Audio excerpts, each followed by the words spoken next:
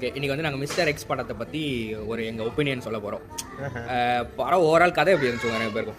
கதை வந்து ஓரளவுக்கு ரீசன்ட் ஒரு நல்ல கதை தான். ஆக்சுவலாக செம ஸ்கோப் இருந்த கதை. படம் வந்து அந்த ரா ஏஜென்ட்ஸ் அவங்களாம் என்ன பண்ணுவாங்கன்றத யோசிக்காம விட்டாங்கன்னு நினைக்கிறேன். ஸ்டோரி சூப்பராகவே இருந்துச்சு. ஆனால் ரா ஏஜென்ட்ஸ் எப்படி இருப்பாங்கன்னு உங்களுக்கு தெரிஞ்சுக்கணும்னா பீஸ்ட்னு ஒரு படம் இருக்கும், அதை போய் பாருங்க. படத்தில் வந்து 2-3 இன்ஃபில்ட்ரேஷன் மிஷின் மாதிரி வரும். இது ஒரு சைலண்ட் மிஷின் சொல்லுவாங்க. அடுத்த சீனே வந்து டமால் கண்ணை எடுத்து சொல்லுவாங்க. 100-200 பேர் புழங்குற இடத்துல வந்து டப்புன்னு கணத்துக்குவானுங்க, எங்க இருந்தா சொல்லுவானுங்க. ஆனால் இவ்வளோ குறை சொல்கிற படம் பார்க்க அளவுக்குலாம் இல்லை. லைக் ஒன் டைம் பார்க்கலாம் அந்த மாதிரி. செம்ம சிரிப்பாக இருந்தார். சுத்தமாக செட்டே ஆகலை. அவர் சிரிப்பு அவருக்கு செட்டே ஆகலை. ஒரு மாதிரி செம ஆக்ஷன். ஆக்சுவல் ஃபைட்டிங்லாம் சூப்பரா பண்ணாங்க. ஃபைட்டிங் சூப்பராக இருந்துச்சு. பாடி லாங்குவேஜ் கொஞ்சம் ஓட்டல. அவனால சஜித் தரன் படத்துல ஹீரோ. காஸ்டிங் வந்து ஒரு பெரிய பிரச்சனை தான் என்ன பொறுத்த வரைக்கும். ஏன்னா அந்த கௌதம் கார்த்திக் வந்து அந்த ரோலுக்கு வந்து உட்கார்ல.